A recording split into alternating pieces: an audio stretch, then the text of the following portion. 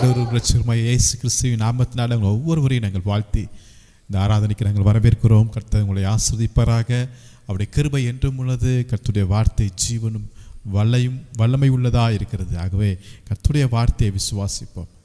இந்த உலகத்தில் என்ன வேணாலும் நடக்கலாம், நம்மளை சுற்றி சூழ்நிலைகள் எப்படி வேணாலும் போகலாம், மனிதர்கள் என்ன வேணாலும் பேசலாம், ஆனால் அவருடைய வார்த்தை ஒன்றே உண்மை உள்ளதாக இருக்கிறது. ஆமேன். அவர் வாக்குத்தத்தத்தில் அவர் உண்மை உள்ளவராக இருக்கிறார். ஆமேன். இந்த வேதத்தில் பார்க்கும்போது பல பேர் சிறையில் இருந்திருக்கிறாங்க, பல மனிதர்கள் ஜெயிலில் இருந்திருக்கிறாங்க, நம்ம பார்த்துருக்குறோம். விசேஷமாக யோசேப்புடைய லைஃப்பை நீங்கள் பார்க்கும்போது அவர் சிறைச்சாலையில் இருந்தார். அதனால் கர்த்தர் யோசேப்போடு கூட இருந்தார் என்று நம்ம வாசிக்க முடியுது. அதே போல் புதிய ஏற்பாட்டிலையும் பார்க்கும்போது அநேக அப்போஸ்தலர்கள், பேதுரு சிறைச்சாலையில் இருந்தார், அப்போஸ்தலனாகிய பவுல், சீலா சிறைச்சாலையில் இருந்தாங்க. ஈவன் சிறைச்சாலையிலிருந்தே பல நிருபங்கள் எல்லாம் அவங்க எழுதியிருக்கிறத நான் பார்க்க முடியுது. ஸோ இவங்கெல்லாம் ஏன் சிறைச்சாலைக்கு போனாங்க, யார் இவங்களை சிறைச்சாலையில் போட்டாங்கன்னு பார்க்கும்போது அன்றைக்கி இருந்த அந்த ராஜாக்கள், அன்றைக்கி இருந்த அந்த கவர்மெண்ட் அரசாங்கம் அவர்களை சிறையில் போட்டதை நான் பார்க்க முடியுது. ஆனால் இன்றைக்கி நம்ம வேறு மாதிரி ஒரு கண்ணோட்டத்தில் நம்ம பைபிள்லேருந்து சில காரியங்களை பார்க்க போகிறோம். சில பேர் ஜெயிலில் இருந்திருக்கிறாங்க. ஜெயில் என்பது நீங்கள் லிட்ரலாக ஜெயில் என்று நீங்கள் பார்க்காதபடி வித்தியாசமான ஒரு சிறையின் அனுபவம். சிறை என்பது நம்மால் வெளியே வர முடியாது, நம்மளுக்கு எந்த உரிமைகள் இருக்காது, எந்த சுதந்திரம் இருக்காது, ஒரு அடைக்கப்பட்ட ஒரு காரியமாக இருக்கிறது. இதுதான் ஜெயிலாக இருக்கிறது. எப்போ நம்மளுக்கு ஜாமீன் கிடைக்கும் நம்மளுக்கு தெரியாது. இதைத்தான் அநேக பரிசுத்தவான்கள் பழைய ஏற்பாட்டிலும் சரி புதிய ஏற்பாட்டிலும் சரி அவர்கள் அனுபவித்தார்கள்.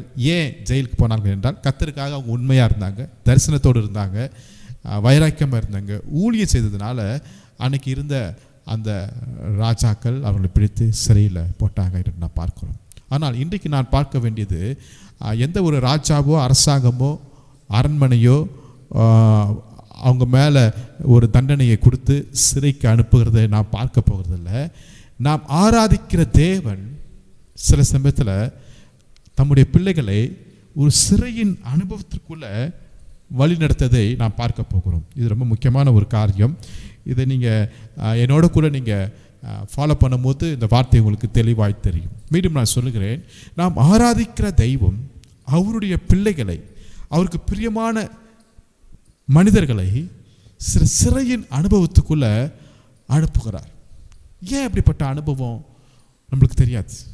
அநேக கேள்விகள் எழுப்பலாம், ஆனால் அது ஆண்டுடைய சித்தமாக இருக்கும் என்றால் அதுக்கு நம்ம ஒப்பு கொடுக்க வேண்டித்தான் அது அவசியமாக இருக்கிறதை நான் பார்க்க முடியுது.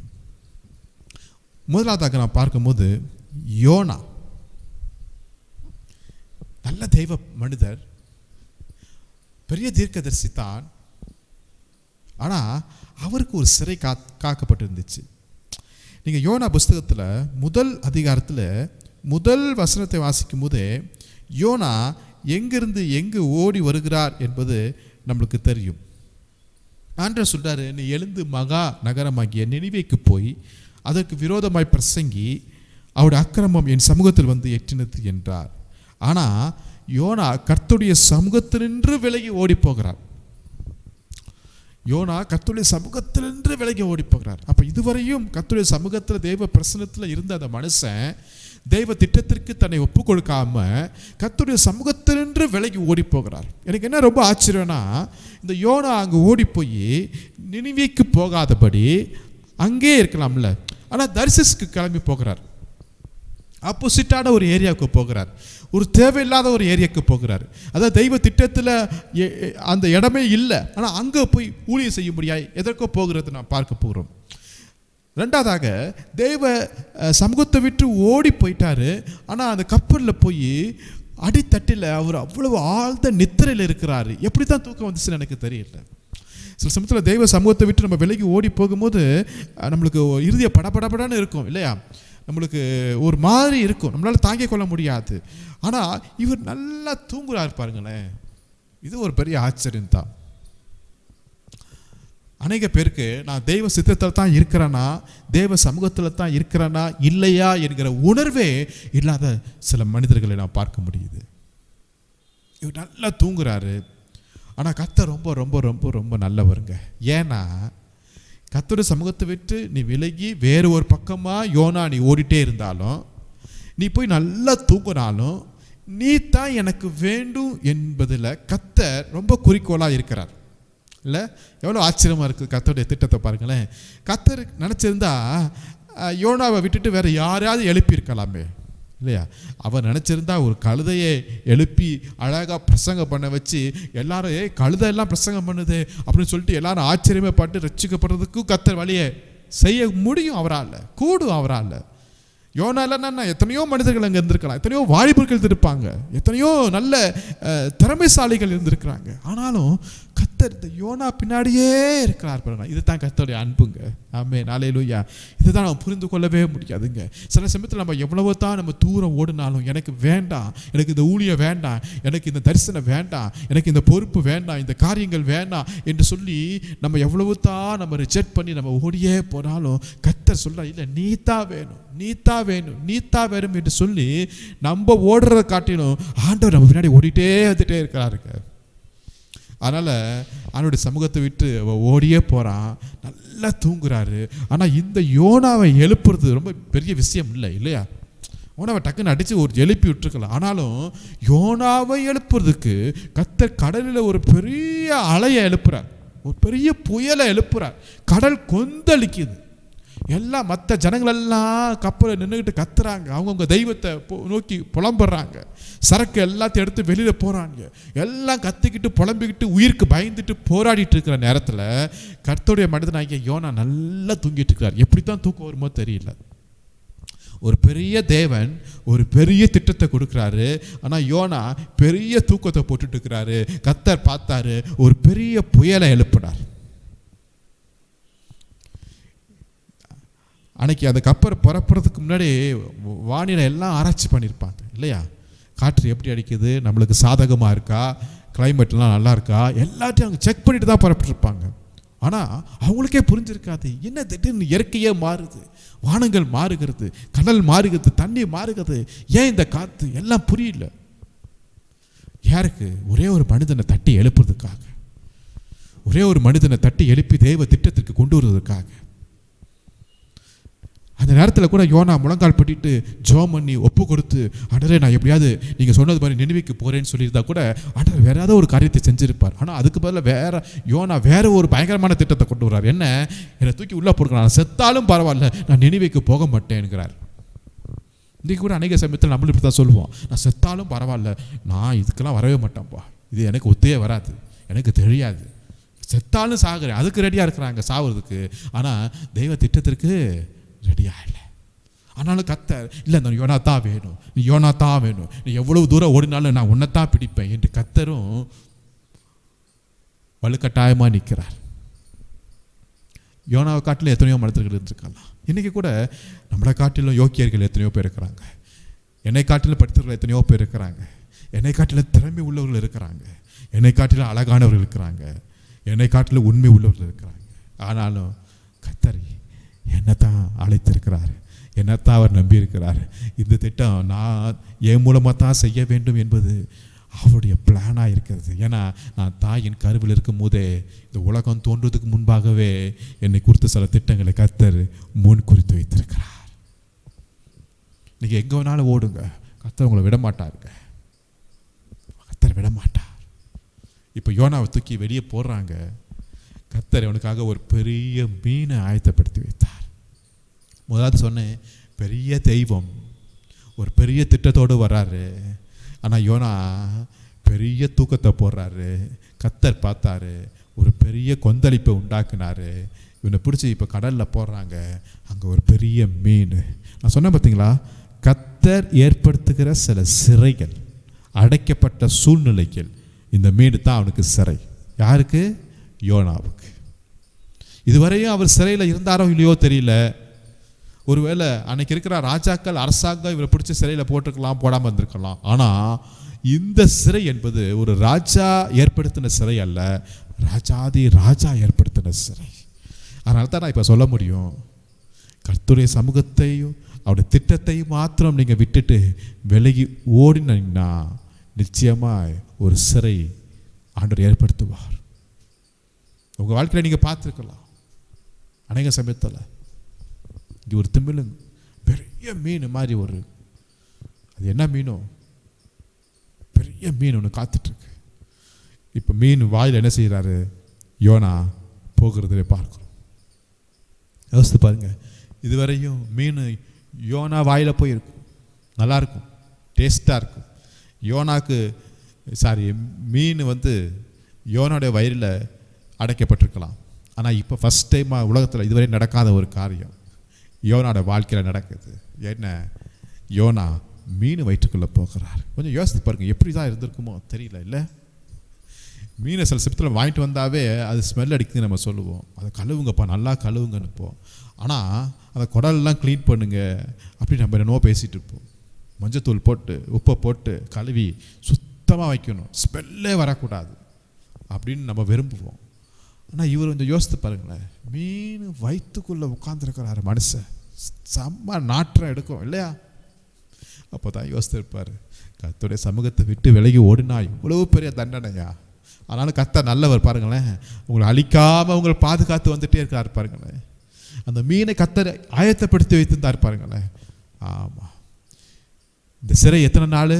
3 நாள், ஆல்மோஸ்ட் 72 மணி நேரம் இது சிறைக்குள்ளே அவர் இருக்கிறார். அவருக்கு தெரியாது எவ்வளோ நாள் நான் இங்கே இருக்க போகிறேன், என்ன நடக்க போகுது, எதுவுமே தெரியாது.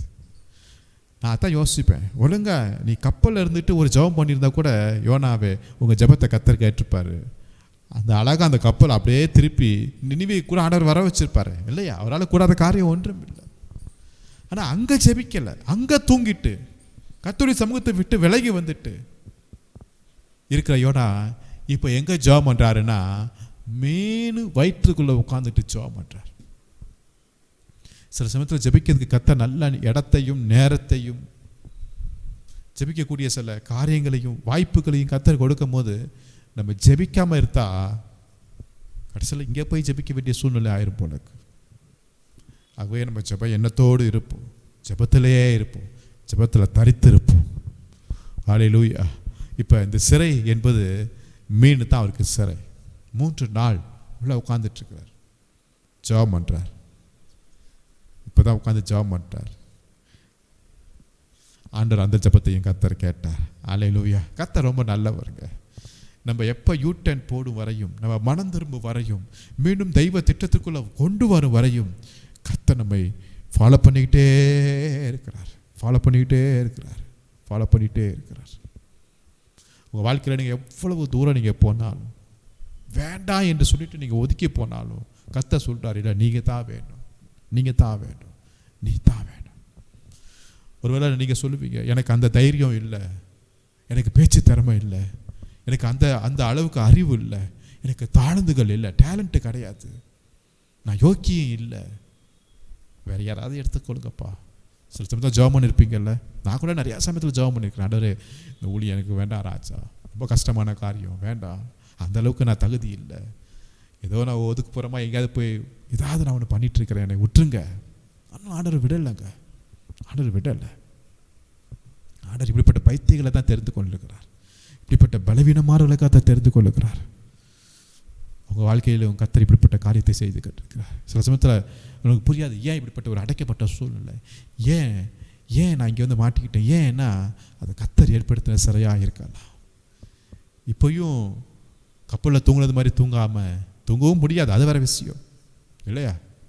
உள்ளே என்ன வந்துட்டு இருக்குமோ, என்ன குடல் எப்படி இருந்திருக்குமோ, என்ன நாற்றம் இருந்திருக்குமோ, மீன் சாப்பிடும்போது எப்படி இருந்திருக்குமோ, அது சாப்பிடலையா எதுவுமே தெரியாது. ஆனால் இது ஒரு அடைக்கப்பட்ட ஒரு சூழ்நிலையில். ஆனால் ஒன்று ஜெபம் பண்ணுறதுக்கு ஒரு ஏற்ற நேரம் ஆண்டவர் கொடுத்துருக்கிறார் தான் சொல்ல முடியும்னு நினைக்கிறேன். உட்காந்துட்டு மனுஷன் ஜெபம் பண்ணுறார். இப்போ தான் கர்த்தர் ஜெபத்தை கேட்குறார். ஹல்லேலூயா. ஜெபத்தெல்லாம் கேட்டு அவன் மனம் திரும்பி அவன் அறிக்கையிட்டு, ஓகே ஆண்டவரே உங்களுடைய சித்தத்துக்கு நான் செவி கொடுக்குறேன்னு சொன்ன உடனே தான் ஆண்டவர் மீனுக்கு கட்டளை இடுகிறார். போப்பா, என் பையன் கரெக்டாகிட்டான், போய் வாமிட் பண்ணுன்றார். இப்போ மீன் வாமிட் பண்ணும்போது வாமிட்டில் வரார் தலைவர். எப்படி இருந்திருக்கும்? பரலோகத்தில் போனால் யோனாட்ட கேட்குறோம், நிச்சயமாக எப்படிப்பா இருந்தீங்க மீனுக்குள்ளார, அது ஏன் கேட்குற அப்படின்னு அவர் சொல்லுவார். வாமிட்டில் அப்படி வெளியே வர்றார். நான் அப்படியே கற்பனை பண்ணி பார்த்தேன். ஒரு பெரிய மீன் கரையில் வந்து வாமிட் பண்ணுது. அங்கே ஜனங்கள்லாம் இருந்திருப்பாங்க இல்லையா? ஜனங்களாம் பார்ப்பாங்க, என்னடா அது இவ்வளோ பெரிய மீன்லேருந்து ஒருத்தன் வெளியே வரா. அப்போ அவன் என்ன நினச்சிருப்பாங்க, இவன் வித்தியாசமான ஒரு கடவுளாக கூட இருந்துக்கலாம்னு சொல்லிட்டு இவனை கும்பிட கூட ஆரம்பிச்சிருக்கலாம் இல்லையா? இதெல்லாம் யோனாவோட லைஃப்பில் மறக்க முடியாத ஒரு காரியமாக இருந்திருக்கலாம். ஒரு சின்ன புஸ்தகம் தான் யோனா. ஆனால் நம்ம தெரிந்து கொள்ளக்கூடிய ஒரு சத்தியம் என்னென்னா, நம்ம தெய்வ சமூகத்தை விட்டு விலகி ஓடிப்போனால், தெய்வ திட்டத்தை செய்யாமல் நம்ம ஓடி போனாலும், எங்கே ஓடி போனாலும் எனக்கு ஒரு சிறையை கர்த்தர் ஏற்படுத்துகிறார். இந்த சிறை எத்தனை நாள் எனக்கு தெரியாது. இந்த சிறை எங்கே இருக்குன்னு கூட தெரியாது. இப்போ மீன் எங்கேயோ இருந்திருக்கும், கடலின் ஆழத்தில் கூட போயிருக்கும். யோனாக்கு தெரியுமா? தெரிந்திருக்காது. எப்போ எனக்கு வெளியே வருவேன், ஜாமீன் கிடைக்கும் தெரியவே தெரியாது, எதுவுமே தெரியாதுங்க. அதுதான் கர்த்தர் ஏற்படுத்துகிற சிறை. ஆனால் இந்த சிறை நன்மைக்காகவே இருக்கும். பார்வோன் யோசேப்புக்கு ஏற்படுத்தின சிறையில் கூட கர்த்தர் யோசேப்போடு கூட இருந்தார்னு வாசிக்க முடியுது இல்லையா? இது பார்வோன் இல்லை, தெய்வம், நம்முடைய தெய்வம் ஏற்படுத்துகிற ஒரு சிறைனா நிச்சயமாகவே எல்லாவற்றையும் கர்த்தர் நேர்த்தியாய் செய்கிறவராக இருக்கிறார். அல்லேலூயா. ஸோ முதல் சிறை, இந்த சிறையை நாம் பார்த்தோம். இரண்டாவதாக சிறை யோபு எழுதுகிற புஸ்தகம் 19வது அதிகாரத்தை எடுத்துக்கொள்ளுங்கள். யோபு 19வது அதிகாரம், அதில் 8வது வசனத்தை நான் வாசிக்கிறேன். நான் கடந்து போகக்கூடாதபடிக்கு அவர் என் பாதையை வேலி அடைத்து என் வழிகளை இருளாக்கி விட்டார். இங்கு ஒரு சிறை. யோபுவே சொல்றார், நான் கடந்து போகக்கூடாதபடிக்கு, அடுத்த ஸ்டெப்பு நான் எடுக்கக்கூடாதபடிக்கு, முன்னேறி போகக்கூடாதபடிக்கு, இந்த இடத்துலேருந்து அடுத்த இடத்துக்கு போகக்கூடாதபடிக்கு ஈவன் என் வழியை கூட என்ன செஞ்சிட்டாரு கர்த்தர்? அடைச்சி போட்டார். என் பாதையை அவர் வேலி அடைத்து விட்டார். என் வழிகளை அப்படி இருளாக்கி விட்டார். யார் செய்கிறாரா? அவர் செஞ்சிருக்கிறார். அவர் யாரு? கர்த்தர் செஞ்சிருக்கிறார். யாருடைய லைஃப்பில்? யோபுடைய லைஃப்பில். யோபு யாரு? 1ஆம் அதிகாரத்தில் 1ஆம் வசனத்திலேயே யோபுவை குறித்து ரொம்ப அழகாக பைபிள் சொல்லப்பட்டிருக்கிறது இல்லையா? அந்த மனுஷன் சன்மார்க்கன், தேவனுக்கு பயப்படுகிறவன், பொல்லாப்புக்கு விலகிறவனாய் இருக்கிறான், அதிகாலை எழுந்து ஜெபிக்கிற மனிதன், உத்தமனாய் இருக்கிறார், பரிசுத்தவனாய் இருக்கிறார். இவ்வளவு அழகாய் யோபுவை குறித்து இந்த வேதாகமம் ரொம்ப உயர்த்தி சொல்லியிருக்கிறது. ஆனால் அதே வேதாகமம் யோபுடைய சிறையிருப்பையும் காட்டி கொண்டிருக்கிறது. இவ்வளவு சன்மார்க்கன், நல்ல தேவனுக்கு பயப்படுகிறவன், உத்தமன், கர்த்தருக்கு பயப்படுகிறவன், ஆனால் இவனுடைய லைஃப்லையும் ஒரு வேலி, ஒரு சிறையின் காரியத்தை கர்த்தர் அனுபவித்திருக்கிறாரு. நான் நினைக்கிறேன் யோபுவுக்கு வந்த வேதனை போல இந்த உலகத்தில் வேறு யாருக்குமே வந்திருக்காதுன்னு நினைக்கிறேன் இல்லையா? அவ்வளோ பெரிய மனுஷன், ஐஸ்வர்யவான், ஒரே நாளில் ஒவ்வொன்றாய் அவர் இழக்கிறார், ஒவ்வொன்றாய் இழக்கிறார். எதெல்லாம் பார்த்து பார்த்து சந்தோஷப்பட்டாரோ ஒவ்வொன்றாய் இழந்து போகுது. என்ன ஆச்சரியன்னா, ஒவ்வொருத்தனா ஓடி வந்து சொல்லிட்டே இருக்கிறான் நியூஸ் இல்லையா? அவன் மட்டும் உயிரோட காப்பாற்றப்பட்டிருக்கிறான், மீதி எல்லாருமே செத்துட்டான். கர்த்தர் எப்படி வச்சுக்காரு பாருங்களேன். ஒருத்தன் போய் செய்தியை சொல்கிறதுக்காகவே ஒருத்தனை உயிரோடு வச்சுட்டு மீதி எல்லாம் சாவுறான். அடுத்தது இல்லை, ஒருத்தன் உயிரோடு இருக்கிறான், மீதி எல்லாம் சாவுறாங்க. அடுத்தது இல்லை, ஒரு வேலையால் உயிரோடு இருக்கிறான், அடுத்தது எல்லாம் சாவுறாங்க. இந்த நியூஸ் எப்படியாவது யோபு காதில் போகணும், யோபு வாயிலிருந்து என்ன வரப்போகிறது என்பதை கர்த்தர் பார்க்கறதுக்காகவே ஒருத்தனை உயிரோடு வச்சிருக்கிறார். சில சமயத்தில் சில தீமையான காரியங்கள், நம்மளுக்கு எதிரான காரியங்கள் நம்ம காதில் கேட்காம இருந்தாவே நம்மளுக்கு நல்லா இருக்கும் இல்லையா? இதை போய் நான் கேட்டேனே அப்படின்னு நம்ம சொல்லுவோம். ஆனால் இங்கே கர்த்தர் கேட்கும்படியாக வைத்துக்கிறார். ஒவ்வொரு பிரச்சனை மேலே பிரச்சனை, பிரச்சனை கூட சொல்ல முடியாது, டாப் லெவலான ஒரு பிரச்சனை, உபத்திரவம். அதாவது ஒரு சாதாரண ஒரு மனுஷன் தாங்க முடியாத உபத்திரத்தின் பாதையில் யோபு போயிருக்கிறாருங்க. இன்றைக்கி அநேக சமயத்தில் நம்ம சொல்லுவோம், ஷோ ஏன் இவ்வளோ கஷ்டப்பட்டுட்டு இருக்கிறேன், என் உபத்திரம் தான் இந்த உலகத்தில் ரொம்ப பெருசு, யாருமே என்னை பற்றி நினைக்க மாட்டேங்கிறாங்க, யாருமே விசாரிக்க மாட்டேங்கிறாங்க அப்படின்னு நம்ம நினைப்போம். ஆனால் உண்மையிலே நம்ம உபத்திரவும் யோபு உபத்திரத்தையும் நீங்கள் கம்பேர் பண்ணி பார்த்தீங்கன்னா நம்ம உபத்திரம் ஒன்றுமே இல்லை தான் சொல்ல முடியும் போல. ஒரே நாளில் எல்லாத்தையும் ஒவ்வொன்றா இழக்கிறார். சரி, கூட இருக்கிற மனைவி இவருக்கு சப்போர்ட்டாக இருப்பாங்கன்னு பார்த்தா அந்த அம்மாவும் வார்த்தை சரியில்லை. சரி, கூட இருக்கிற நண்பர்கள் இவங்க நல்லா சப்போர்ட்டாக இருப்பாங்கன்னு பார்த்தா அந்த நண்பர்களும் வேற மாதிரி பேசுகிறாங்க. இவர்கிட்ட நன்மை வாங்கின அநேக மக்கள் இவரை இப்போ ஏளனமாக பார்க்குறாங்க. யோபு லைஃப் எப்படி இருக்கும்? சரி, எல்லாத்தையும் இழந்தானே, இப்போ அடுத்தது அவன் சரீரத்திலையும் உச்சந்தாலை முதல் உள்ளங்கால் வரையும் பிரச்சனை, அரிச்சுக்கிட்டு சுரஞ்சிக்கிட்டு வேதனையை தாங்க முடியல. மனைவி சொல்றாங்க, நண்பர்கள் சொல்றாங்க என்னென்னமா வார்த்தை. ஆனாலும் யோபு பேசுறதுல ரொம்ப நிதானமாய் பேசினார், ரொம்ப கவனமா பேசினார். நிறைய பிரச்சனைகள் வரும்போது நம்ம நிறைய பேசுவோம், ஆனால் யோபு ரொம்ப கவனமாய் பேசினார். இதை கர்த்தரே சொல்லியிருக்கிறார். யோபு ரொம்ப நிதானமாய் பேசியிருக்கிறார். வார்த்தைகள் பேசுறது ரொம்ப கவனமாக இருக்கணும், விசேஷமாக இந்த உபத்திரத்தின் நேரத்தில். இதுதான் அவருடைய வேலி. அடுத்த ஸ்டெப் எடுத்து வைக்க முடியல, அவருடைய வேலி அதுதான். அடுத்தது என்ன நடக்குமோ தெரியாது, அதுதான் வேலி. அவர் பயங்கரமான உபத்திரத்தின் குழின்னு சொல்லுவோம் பார்த்தீங்களா, அங்கே தான் யோபு இருக்கிறார். ஆனாலும் யோபுடைய லைஃப்பில் ஒரு மிகப்பெரிய ஒரு விசுவாசம் என்ன தெரியுங்களா? என் மீட்பர் உயிரோடு இருக்கிறார். ஆமே, நான் அந்த உயிர் திறந்த இயேசுவை பார்ப்பேன் என்கிற ஒரு அனுபவம் அவருக்குள்ள அப்பயே இருந்துச்சு. பழைய ஏற்பாட்டு மனுஷனுக்கு என் மீட்பர் உயிரோடு இருக்கிறார். என்னுடைய சொத்துகள் மறிச்சிருச்சு, ஆடு மாடுகள் கழுதைகள் ஒட்டகங்கள் எல்லாம் மறிச்சிட்டாங்க, என்னுடைய வேலைக்காரங்க மறிச்சிட்டாங்க, என் பிள்ளைகளும் மறிச்சிட்டாங்க, எல்லாரும் மறிச்சிட்டாங்க. ஆனால் நான் நம்பியிருக்கிற என் ஆண்டவர் அவர் உயிரோடு இருக்கிறார். யோபு ஒரு வார்த்தை ஆண்டவர் குறித்து குறை சொல்லவே இல்லைங்க. கர்த்தர் கொடுத்தார், கர்த்தர் எடுத்தார், கர்த்தருடைய நாமத்திற்கு ஸ்தோத்திரம் என்கிற வார்த்தை தான் வருகிறது. இந்த சிறையில் இருந்து கொண்டு இப்படிப்பட்ட வார்த்தைகளை சொல்றார் பாருங்களேன். இதுக்காகத்தான் அந்த யோபு புஸ்தகத்தை கர்த்தர் நம்மளுக்கு என்று வைத்திருக்கிறார் போல. இதுக்கு இப்படிப்பட்ட சிறையின் அனுபவம் ஏன் பாஸ்டர் ஆண்டவர் துதிக்க ஆரம்பிச்சிருங்க. நம்மளுக்கு தெரியாது தான், ஏன் யோபுவுக்கே தெரியல ஏன்.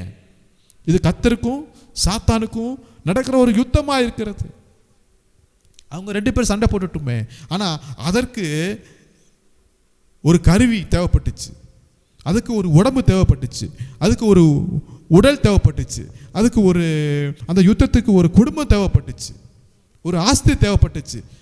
யார் மாட்டினா? இந்த உத்தமன், இந்த சன்மார்க்கன், கர்த்தருக்கு பயப்படுகிற இந்த யோபு தான் மாட்டிக்கிட்டார். அவங்க 2 பேருக்கு நடக்கிற அந்த சண்டையில் போரில் யார் போய் இப்போ நசுக்கி எடுக்கிறா? யோபு. அவருடைய ஆஸ்தி, அவருடைய சரீரம், அவருடைய சுகம் எல்லாம் போயிட்டு. இதுதான் அவருடைய சிறை. என் போகும் பாதை எல்லாம் வேலி எடுத்துட்டார், இருளாக்கிட்டார். கர்த்தரை நம்பியிருந்த மனுஷனுக்கு இந்த வேதனை ஏங்க? நான் ஒன்னே ஒன்று, கடைசி அதிகாரத்தில் நீங்கள் வாசிக்கும் போது கர்த்தர் யோபுடைய சிறையிருப்பை மாற்றினார். அல்லேலூயா. கர்த்தர் யோபுடைய சிறையிருப்பை மாற்றிட்டார். மாற்றினது மாத்திரமல்ல, எதெல்லாம் இழந்தானோ அதெல்லாவற்றையும் இரட்டிப்பாய் கிடைக்கும்படியாக கர்த்தர் கிருபை செய்தார். ஆமென். அவர் சகலத்தையும் செய்ய அவர் வல்லமையுள்ளவராய் இருக்கிறார். ஆமென். யோபுடைய லைஃப்பில் நடந்த காரியங்களை பார்த்தீங்களா? இந்த சிறை கர்த்தரே ஏற்படுத்தின ஒரு சிறையாய் இருக்கிறது. ஒரு அடைப்பு. மூன்றாவதாக ஒரு சிறை, ஒரு அடைக்கப்பட்ட ஒரு காரியம் எதுவென்று நீங்கள் பார்க்கும்போது இது நீங்கள் சரியாக நீங்கள் புரிந்து கொள்ளும்படியாக நான் கேட்கிறேன். கர்த்தர் சாராளின் கற்பத்தை அடைத்தார், கர்த்தர் அன்னாளின் கற்பத்தை அடைத்திருந்தார். ஆமாம், இதெல்லாம் பார்க்கும்போது கர்த்தரே அடைத்திருந்தார். ஆபிரகாமுடைய லைஃப்பில், ரெபெக்காருடைய லைஃப்பில், ஆமாம், கிட்டத்தட்ட வேதத்தில் நீங்கள் பார்க்கும்போது எனக்கு தெரிஞ்சு ஒரு 8 தம்பதியுடைய லைஃப்பில் கர்த்தரே அடைத்துட்டார். சிறை என்பது ஒரு அடைக்கப்பட்ட ஒரு காரியம் இல்லையா? கர்த்தரே அடைச்சார். ஏன் கர்த்தர் அடைச்சார்? ஒரு திருமணமாகி அடுத்த வருஷத்தில் ஒரு குழந்தை பிறந்திருக்கணும், அதுதானே ஒரு குடும்பத்தினுடைய ஆசீர்வாதம், அதுதானே ஒரு குடும்பத்தினுடைய எதிர்பார்ப்பாக இருக்கிறது. ஆனால் இங்கே கர்த்தரே அடைச்சார். அடைக்கப்பட்டது மாத்திரமல்ல, சாராளுடைய கற்பம் செத்து போயிடுச்சுன்னு வேற சொல்லிட்டாங்க. அது மாத்திரமில்லை, ரெபெக்கா மலடி எனப்பட்டாள். அன்னாள் மலடி எனப்பட்டாள். மனோவாவோட வைஃப் மலடி எனப்பட்டாள். இவங்கெல்லாம் யாரு? விசுவாச வீரர்கள், ஜெபிக்கிற வீரர்கள், விசுவாசத்தில் உறுதியாக இருக்கிறவர்கள், ஆண்டவருக்காக வைராக்கியமாக இருக்கிறவர்கள், பரிசுத்தவான்கள், ஆண்டவரை முகமுகமாய் பேசின ஜனங்களுடைய லைஃப்பில் கர்த்தர் அடைத்தார், ஒரு சிறையிருப்பை உண்டு பண்ணிட்டார். ஆமாம், எக்ஸாம்பிள் ஆபிரகாம் சாராரோட லைஃப்பில் திருமணமாகி அடுத்த வருஷம் ஈசாக்கு பிறந்திருக்கணும். ஆனால் ஈசாக்கு கர்த்தர் அடைச்சிட்டார் வராதபடி. 75 வயசில் கர்த்தர் அழைச்சிட்டாரு, வாக்குத்தத்தம் கொடுத்துட்டாரு. அடுத்த வருஷம் குழந்தை வருமானு பார்த்தா வரல. அதுக்கு அடுத்த வருஷம் குழந்தை வருமா? வரல. அதுக்கு அடுத்த வருஷம் குழந்தை வருமா? வரல. ஆனால் வாக்குத்தத்தம் மட்டும் வந்துக்கிட்டே இருந்துச்சு. ஆனால் கர்த்தர் அடைச்சிக்கிட்டே இருந்தார். கர்த்தர் வாக்குத்தத்தத்தை கொடுத்தாரு, ஆனால் வர வேண்டிய ஆசீர்வாதத்தையும் கர்த்தர் சிறையில் போட்டு அடைச்சிட்டார். இது ஒரு சிறையின் அனுபவம். ஏன் ஆண்டவர்? விசுவாச வீரருடைய லைஃப்லேயே இப்படிப்பட்ட ஒரு அடைப்பு இருக்கா? நான் ஒன்று சொல்லட்டுங்களா? ஒருவேளை திருமணம் வாங்கி அடுத்த வருஷமே ஒரு குழந்தை வந்துருச்சுன்னு வச்சுங்களேன், அது ஒரு பெரிய ஹிஸ்ட்ரியாகவே இருந்திருக்காது. ஆனால் எப்போ அது ஹிஸ்ட்ரி ஆகும்னா, ஆணுச்சு. ஒரு சரித்திரம் படைப்பது என்பது சில சமயத்தில் அது லேட்டாக வரலாம், அது தாமதமாக வரலாம். வாக்குத்தத்தத்துக்கு அவர் உண்மை உள்ளவர், அவர் நிறைவேற்ற அவர் வல்லமை உள்ளவர். அது தாமதமானாலும் அது நிச்சயம் நிறைவேறும் என்று நம்ம விசுவாசிப்போம். சாராள் உங்கள் கற்பு அடைக்கப்பட்டுச்சுன்னு நினைக்காதீங்க.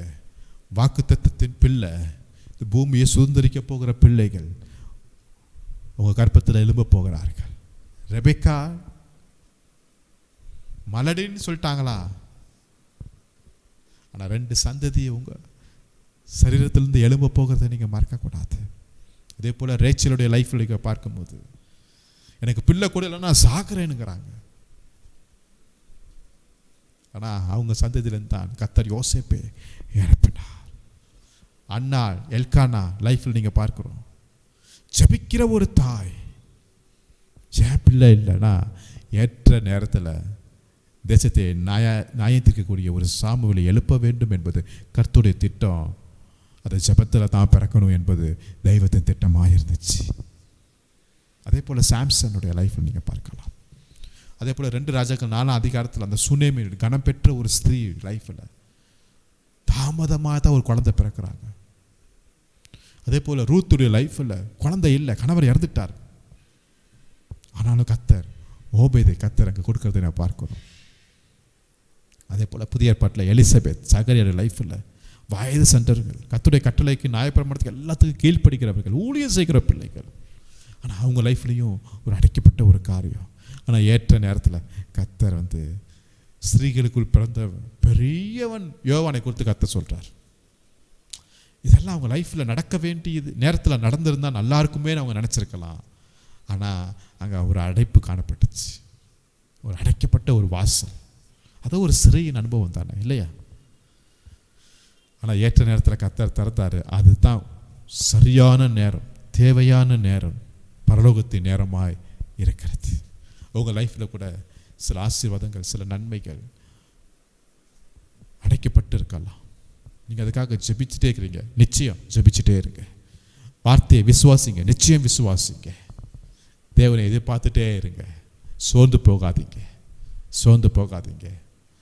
கர்த்தர் அடைத்தாருன்னா அவர் திறக்கவும் வல்லமுள்ளவர் என்று நீங்கள் விசுவாசிங்க. அவரால் கூடாத காரியம் ஒன்றுமே இல்லைங்க ராஜ், ஒன்றுமே இல்லைங்க. கடைசியாக ஆதியாகமம் 3ஆம் அதிகாரத்தில் 23, 24 வாசிக்கும் போது அங்கே ஒரு சிறை வருகிறது. தேவன் ஏற்படுத்துகிற ஒரு சிறை. யாருக்கு ஏற்படுத்துகிறா தெரியுமா? ஆதாமுக்கும் ஏவாளுக்கும் ஒரு சிறை. இவங்க 2 பேரும் எங்கே இருக்கிறாங்கன்னா, இப்போ ஏதேன் தோட்டத்தில் இருக்கிறாங்க. சரிங்களா?